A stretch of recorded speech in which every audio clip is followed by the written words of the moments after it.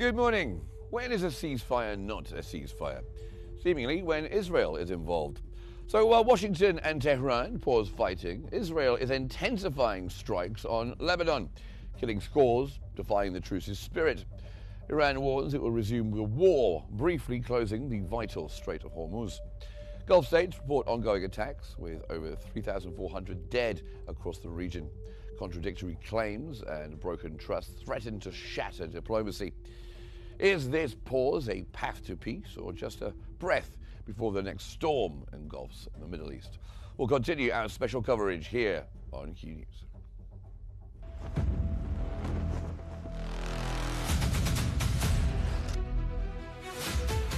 The United States military began major combat operations in Iran. קרא משטר הרשע באיראן, מוות לישראל, מוות לאמריקה.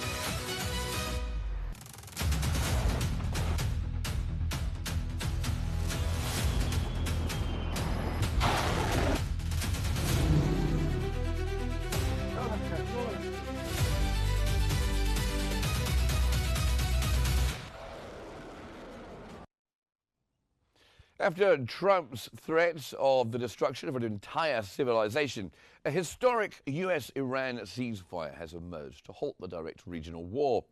This breakthrough offers a fragile window for diplomacy after weeks of dangerous military escalation. Despite the truce, Israel's ongoing strikes in Lebanon present a major challenge. Experts warn that excluding certain fronts could cause the entire peace plan to collapse quickly. The deal reflects complex political maneuvering during a high-stakes election year. For lasting stability, a comprehensive solution must eventually cover every border to prevent further bloodshed and regional chaos.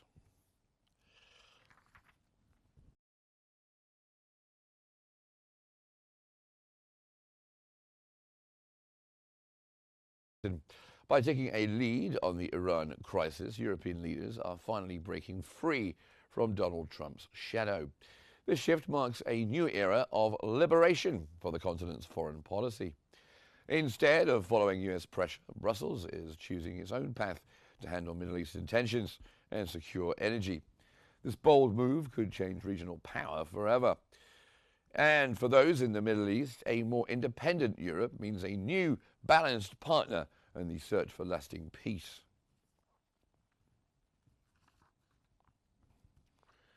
President Trump is keeping US troops near Iran to ensure Tehran follows every rule of the new truce. This military watchdog approach aims to force total compliance during this sensitive period.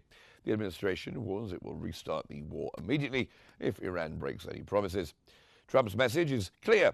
The ceasefire is not a retreat, but a high-pressure test. This strategy places the region on a knife edge. Peace now depends on strict adherence to the deal, whatever deal that was, as the threat of renewed fighting remains just one mistake away.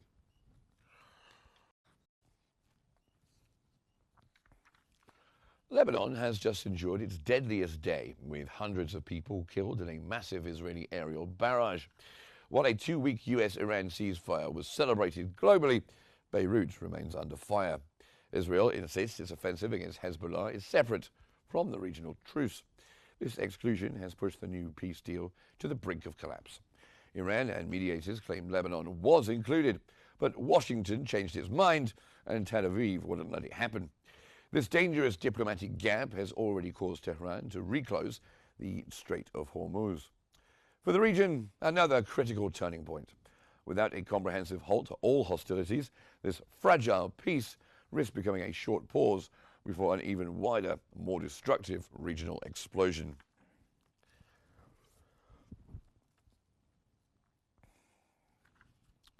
And Tehran is demanding that Lebanon be included in the new ceasefire deal, calling it a non-negotiable condition for peace. Iranian officials warn that they will not tolerate a truce that ignores the ongoing bloodshed in Beirut. The Iranian Foreign Ministry holds Washington directly responsible for Israel's latest strikes. Tehran is now threatening to reclose the Strait of Hormuz, as we've been hearing, and withdraw from the agreement if the attacks continue. This is a final warning, perhaps. Iran is forcing the US to choose between a total ceasefire or a return to a broader, more destructive regional war.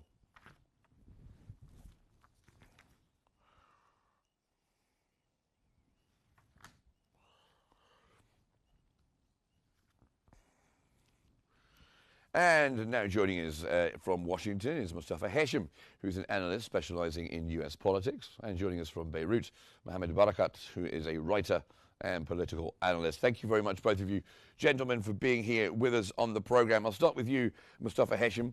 It did seem in the initial instance that Trump had agreed that Lebanon would be part of the ceasefire, but when Israel refused to adhere to that, it seemed like Washington pretended that there'd been some kind of mistake. Is that how you see it too?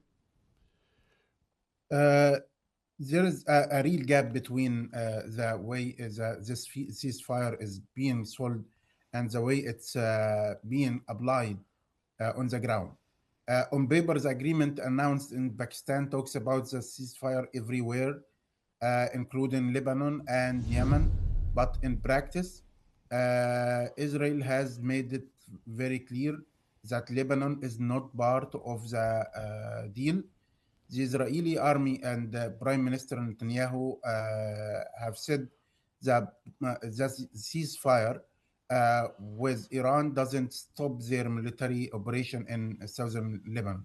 So what we are seeing now is a kind of split ceasefire, a temporary halt in missile and drone attacks between Iran and the US and Israel, but at the same time, full-scale war that continues in Lebanon, and we saw the heaviest day, 250 killed in one day, with heavy civilian casualties. This looks less like a real peace step and more like a tactical separation of fronts. Washington and Tehran freeze the most dangerous axis, while Israel keeps using Lebanon and pressure tool as a pressure tool against Iran and Hezbollah. And the result here is that the ceasefire can be called a success in Washington and Islamabad, but on the ground in Beirut and southern Lebanon, it means nothing but more bombing and more death. So if the peace really the goal, then a ceasefire that stops the missiles in Tehran but not the bombs in Beirut cannot be called honest or fair. Okay, well, let me come to Mohammed Barakat, who's joining us from Beirut. Of course, Israel isn't really known for adhering to ceasefires. Of course, the 2024 ceasefire with Lebanon is supposedly still in place, but according to the UN, Israel has violated that ceasefire 10,000 times since it was agreed upon. First of all, can you tell me, because it's been a very deadly few days in Beirut, could you tell me how things are, what you have seen, what's the mood like in Beirut, how was it overnight last night, and also when this initial ceasefire with Iran was agreed upon and Lebanon was included in that ceasefire, did you believe that Israel would adhere to it?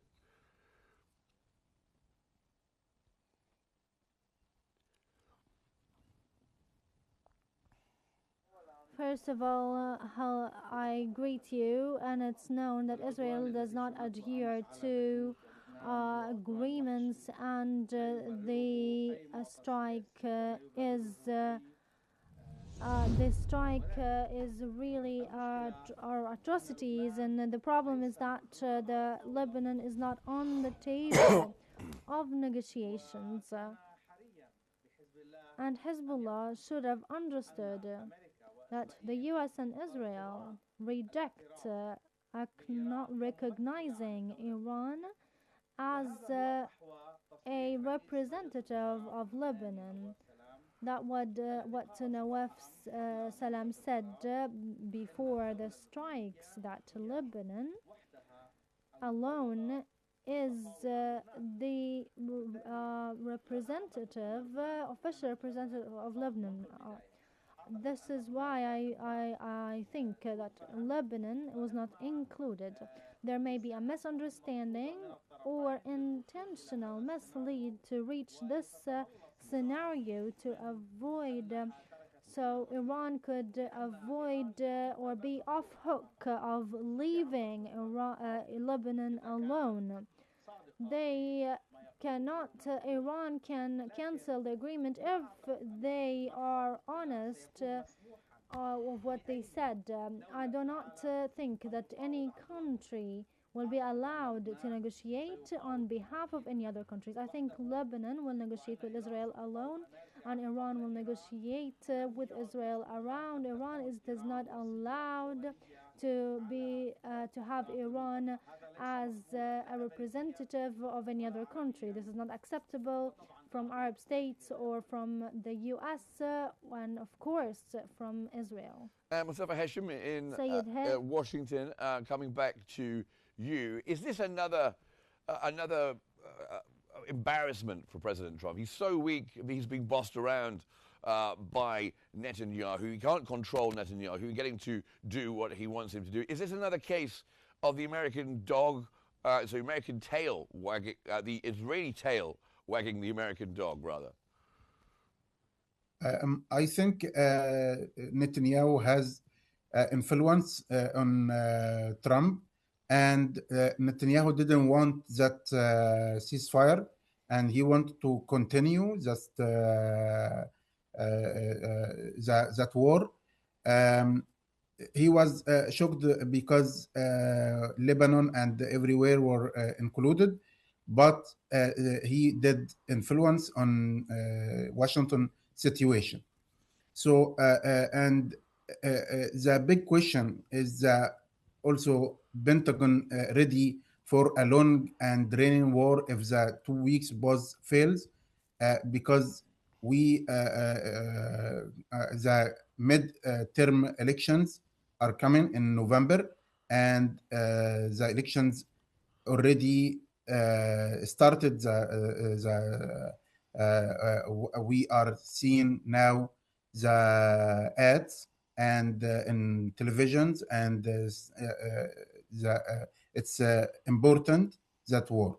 So the Pentagon has planned for a long conflict, but it's far from clear that it truly ready for a long tail war on this scale. We know that the US has already moved thousands of troops, more than 50,000 soldiers in the region, Marines, fighter jets, warships into the region. The Pentagon has drawn up multiple escalation scenarios, including possible ground operations and even strikes or seizure inside Iran, especially around the Strait of Hormuz and island of Kharg Island also. The War Department also asked Congress for a huge budget increase, about around 200 billion, to cover the open-ended costs of the Iran war, showing that it expects the fight to last much longer than a couple of weeks, and more than the Trump administration expected, not just 5 weeks. So the Pentagon may be planning for a long tail conflict, but in Washington, politics and elections are just as a big factor as military plans. So across the United States, there are midterm elections coming, and the Iran war is already a major issue. Many voters and many also Congress representatives also, they started to ask to stop that war. So people here worried about the cost of a long war, possible oil price shocks, and more American casualties in the Middle East. That puts pressure on Congress and the White House also not to let the fighting drag on forever without a clear strategy or an exit plan. The most dangerous issue here, because Trump started this fight, this war, without to qualify the people or to be clear to the people what his strategy, what his goals in Iran. So There's been a lot of confusion. I just wanted to bring Mohammed Barakat back in, if we can. We were talking about the midterm elections in the States, but going to the politics of Lebanon, how has President Aoun been dealing with this? There's been talk of another Israeli genocide, and he has had problems recently trying to disarm Hezbollah, who have refused, and does seem that the Lebanese National Army is not quite as strong as it needs to be to deal with Hezbollah. Is that true?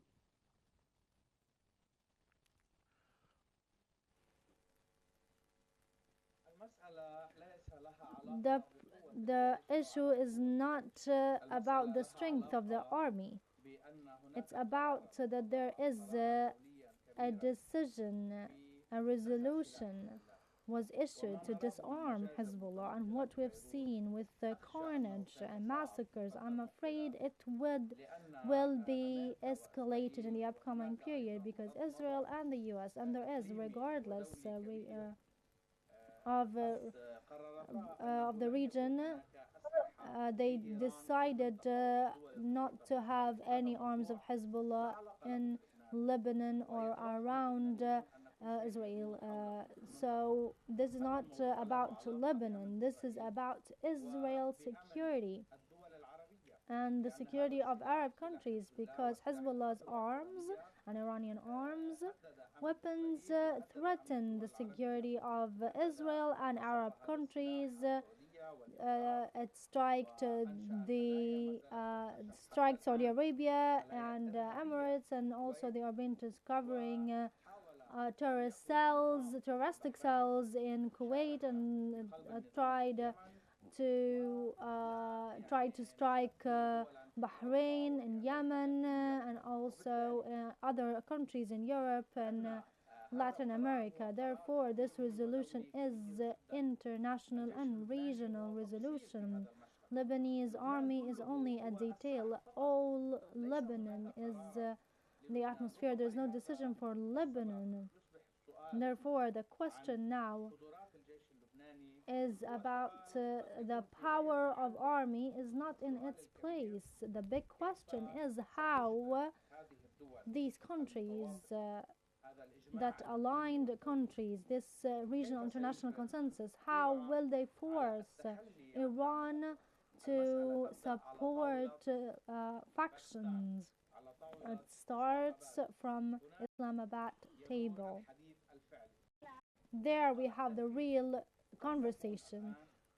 Here is the implementation. Maybe we are in front of a form of implementation. Maybe we are in front of carnages to convince the party to surrender their weapons to the country. This is a big question in the region. Lebanon is only the land.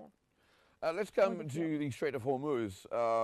Mustafa Hesham, I'll come to you on this, because this is what's really been causing the problems for President Trump when it comes to gas prices, oil prices, the petrol pump, and American voters. So he really wanted to get that strait open, and he did threaten the end of a civilization if they didn't open it. He's agreed that they can charge a $2 million fee for any ships passing through, leading it to be nicknamed Ayatollah Booth in the Strait of Hormuz. But one of the things that hasn't happened because of the situation between Israel and Lebanon is the reclosure of the Strait of Hormuz. How is President Trump going to deal with that? That's the main question about why that ceasefire. If Tehran recloses the Strait of Hormuz, Washington's clear red line is any move that blocks international shipping or cuts the flow of global oil and gas through the waterway.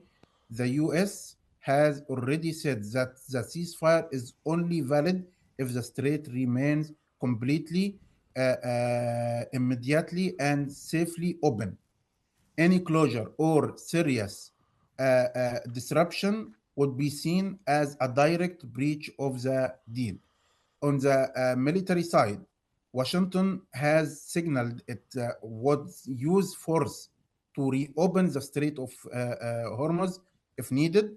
The Pentagon has moved Marines, warships, air power to close to the area, and U.S. officials have stated that the U.S. Navy will reopen the Strait of Hormuz by force if Iran blocks it. That would likely start with destroying Iranian mines, fast attack boats, and coastal defenses, not a full scale invasion on the ground, but it would carry a high risk of escalation. Also, on the economic side, the red line is any closure that pushes oil prices into a shock range and threatens a global recession. Analysts warn that lasting closure of the Strait of Hormuz could block about 20% of global oil supply and send prices sharply upward with serious damage to the US and Europe and all the world. But for Washington, that means the strait is not just military issue; it's a core economic and strategic lifeline that the White House will not accept to block for long. And coming to you, Mohammed Barakat, in Beirut, some might say that Netanyahu, for his own personal political reasons, needs to keep Israel in a constant state of war. He always has to be bombing somebody, or then people might start to look at his prime ministership again. So he's either, if it's not Gaza, it's Syria. If it's not Syria, it's Lebanon. If it's not Lebanon, it's Iran. Do you think there's some truth to that, and that Lebanon is something he just won't give up bombing because he needs it for his own personal political needs?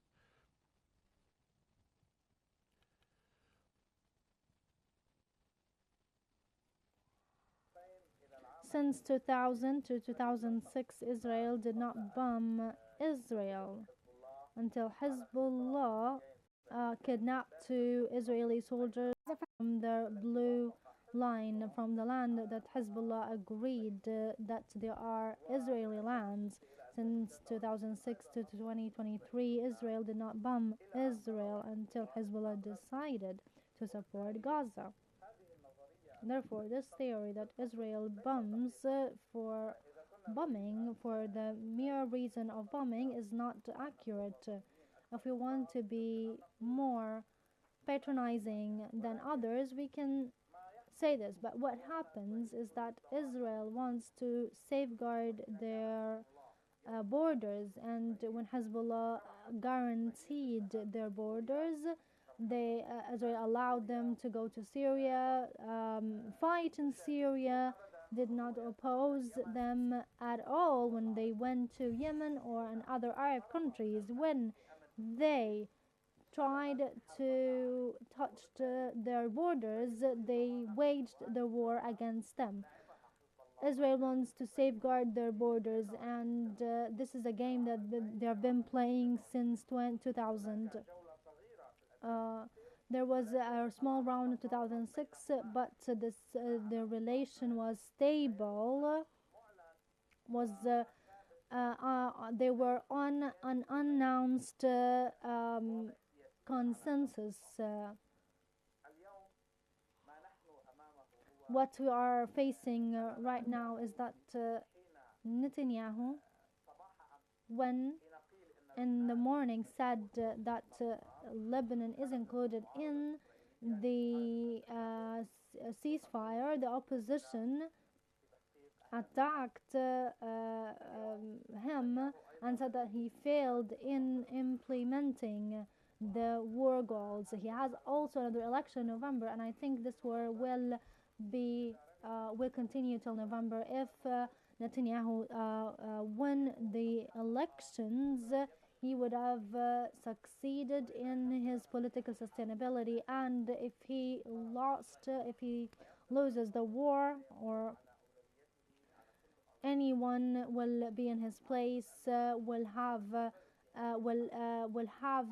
ending the war as a priority. I think we will continue in this war until November, unless Iran agrees to surrender the arms of Hezbollah and not to have any arm in Lebanon. Okay, so let me just clarify, Mohammed Barakat, what you were saying there, because you were saying kind of two things. You said Israel's not bombing for the sake of bombing, but then you went on to say there were political reasons for it, and Netanyahu's elections coming up, and he was being criticized. Is it your view that it is a political, that the bombing of Lebanon is happening for political internal reasons, or do you think that there is a justified threat to Israel and they are justified in their campaign?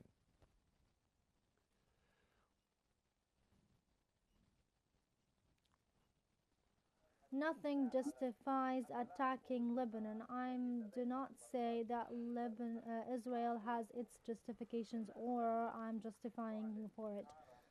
What I say is Israel announces that it will not end the bombing because Hezbollah is still able to attack or harm it.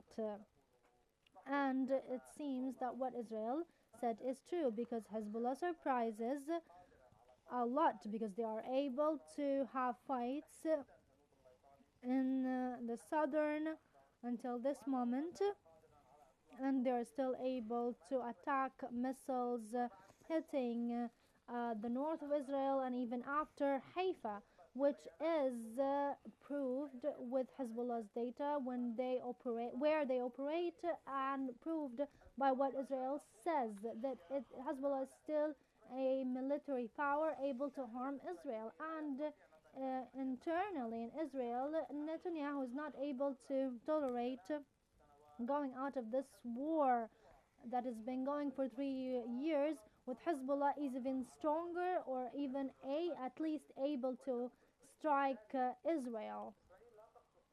So Israel is not bombing for the reason of bombing. They are in an existential war, as well as Hezbollah is considering it the same. Thank you for clarifying that. Mustafa Hashim, let's come to the Pentagon then. You mentioned the amount of money that's being spent. Of course, this war is very expensive, and the Americans have gone through some very, very expensive missiles in the 5 weeks of the war. As you mentioned, they're asking for an extra $200 billion from Congress for this war. Also, a annual budget, increasing the annual budget of the defense spending to $1.5 trillion. Do you think the public are going to let this wash, especially in this election year for the midterms, if the fighting commences once again and this ceasefire falls apart? Are the Pentagon going to be ready to continue this war, and are the American public going to be ready? I think this fragile peace also is a calculated political move as much as military or diplomatic move, because the upcoming U.S. elections play a key role in that matter. Right now, Trump's approval ratings are under pressure. Gas prices are rising, and voters are worried about a long war in the Middle East. Polls shows that a majority of Americans oppose the strikes on Iran and don't want a ground war there. That's a real problem for the President Trump and for Republicans in the midterm, especially among independent voters who could decide key races. We saw yesterday some representatives, also Chuck Schumer yesterday, asked to stop that war immediately.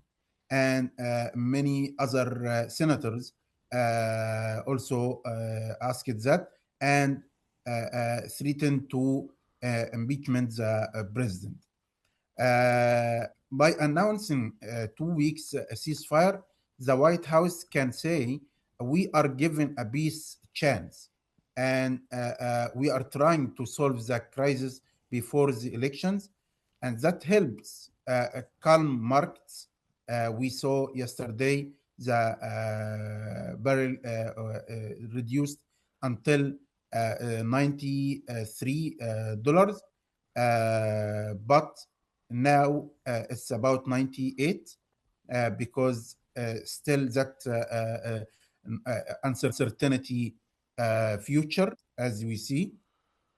So the And ceasefire. of course, the other expenses are going to come into play as well with the pests, the other things that are got for farming, and they're not going through the Strait of Hormuz either. So food prices are going to go up as well, are they not? And that is going to, I mean, inflation is high at the moment anyway in the United States. It's going to have a very angry number of people who voted for President Trump, is there not, Mr. Hesham? So the farmers are, because ammonia, like for example, now the farmer has to pay about 150 to 200 to every ton on ammonia more than before the war. So the ceasefire is a real pause in the fighting and a chance for talks, but it's also campaign style move to show voters that the administration is serious about finding a way out of the war before the midterm. Okay. Uh, uh, Okay. Okay. I'm going to put some pictures on the screen now. Some recent footage of damage that has been has been caused by the occupation army in southern Lebanon. We're seeing those pictures on our screen. Recent damage. It looks very bad, actually. You can see there damage from the occupation army in southern Lebanon. And with that, I will bring you back in, Mohammed Barakat. We have Iran, who's putting pressure on the Americans to pressurize Israel. And the pressure that they're using, once again, is the Strait of Hormuz and threatening to close it. Do you think the Iranians can pressure Trump to get Israel to accept Lebanon as part of the ceasefire peace agreement? Can you see that happening?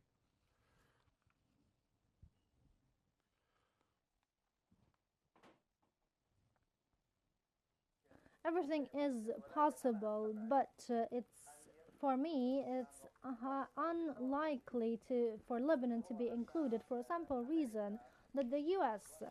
and Israel reject to have Iran as a sponsorship or a sponsor for Lebanon.